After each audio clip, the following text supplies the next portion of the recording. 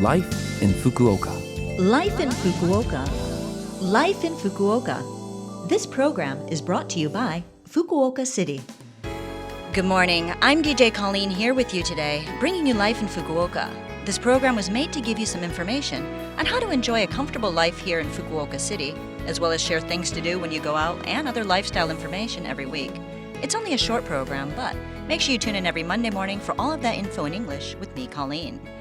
All right, today we have a guest in the studio, and it's James from New Jersey in the U.S. Good morning, James. Good morning. So to start things off, could you tell us a bit about yourself, James? Sure, yeah. I come from the East Coast of the United States. I come from a place called New Jersey, and I've been in Japan for about 3 years now. Okay, and that's only in Fukuoka? Yeah, that's right. Okay, and what kind of brought you into Fukuoka here?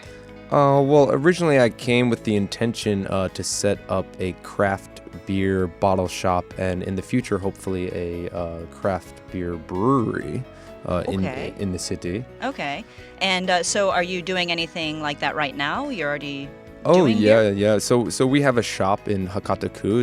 It's near Takashita Station, and we sell craft beer for on-premise consumption inside the shop, and then also for takeout as well. Okay, that's kind of cool. I guess you got a bit of a competition with Asahi right there over by Takeshita, but different lines of beer, yeah? A little bit different. Yeah. Okay, what's your place called then? It's called Dancing Penguin Okay. Craft Beer. Okay. Kakuchi is the name. And do you support Dancing Penguins? I do. I support Dancing Penguins, and that's interesting that you asked that because I've never met a person who doesn't. Okay, fair enough. It makes me think about that movie Happy Feet. Yes. So, what's your impression of Fukuoka so far? You said you've been here for about 3 years. Fukuoka is a great city. I actually visited Fukuoka for the first time in 2006. Okay. And then I came again in 2009 on vacation. Then I came again in 2012, I think it was. Okay, so you were like a serial visitor. So, yeah, well, at the time I was living in Korea, and okay. there's something called the visa run in Korea, which yeah. is like you have to be outside of Korea to renew your visa.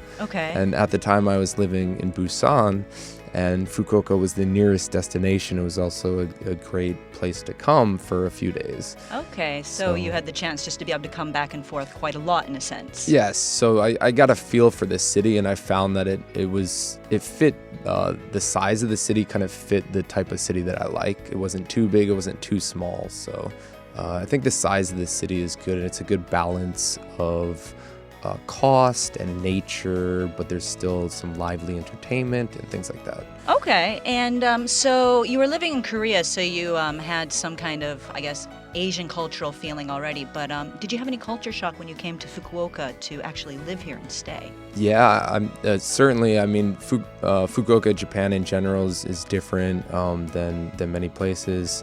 One thing that kind of struck out to me, so the year that we came, my wife and I came to Fukuoka, she was pregnant. Okay. She got pregnant. We went on vacation in Vietnam, and she got pregnant in Vietnam. Okay.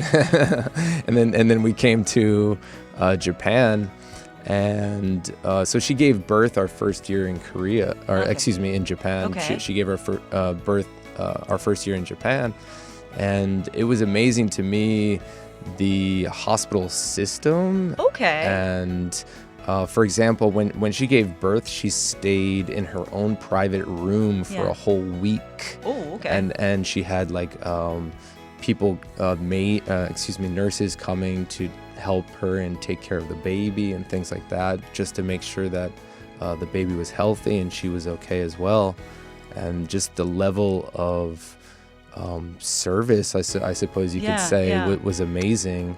I think coming from the States, that's just something that you wouldn't see. You give birth and you're out basically the next day on your own. Good luck with that, right? Yeah, pretty much. Yeah, so. that's what I've heard anyway. Yeah.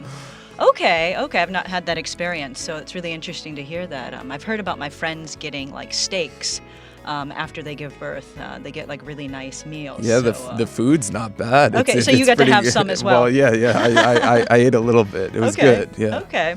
Well, thank you anyway. Do you have any advice for people that are listening today about your life in Fukuoka or what you could do in Fukuoka? Sure, yeah. I mean, I think just, coming from a business that is supporting local, smaller manufacturers and smaller companies, maybe try and do a little bit of research and find a local cheese maker or a local beer maker, local yogurt maker, something that can support like local manufacturing and local production and small scale manufacturing, small scale production. That does a lot for helping local economies, I think. So yeah, and I think you get just to taste the local flavor as well. In that exactly. Case, yeah, I mean, a lot of times you get a different product, in some cases a superior product, by going that route. So I would just say try and search out. I know that like Itoshima, for example, has a lot of that. So yeah, that's my recommendation, I suppose. Okay. And drink craft beer. Okay, excellent. Drink craft beer at the Dancing Penguin. Well, thank you. Thank you for coming today. And if you, our listeners, want more information about James's business, just check the internet, I guess. Is there a website? Yeah, I mean, we're on social media, so Instagram, Facebook. If you pop Dancing Penguin Craft Beer into Google, will probably be the first thing to hit at the top. So okay. We're out there. We have a website. We just don't update it very much, to be honest. Okay. Well, I'll be sure to put the name on the blog again and maybe try to find those links to Instagram so people can check that out. Well, thank you for joining us for this week's Life in Fukuoka, and you can listen to this broadcast at any time on podcast. And if you want the contents of the information I shared with you today, just check our blog. All you need to do is visit the Love FM website and find this program's page. This week, I'll leave you with You Can Get It by Jimmy Cliff, and this was chosen by James. And you want to tell us why really quickly? Sure, yeah. I think it's a great motivational song. I know in life sometimes it's when you have a goal, you lose motivation, but this is a song to keep you going and give you that motivation to, you can get it if you really want. All right. So everyone get out there because you can get it. All right. Have a great day, and I will speak to you next week.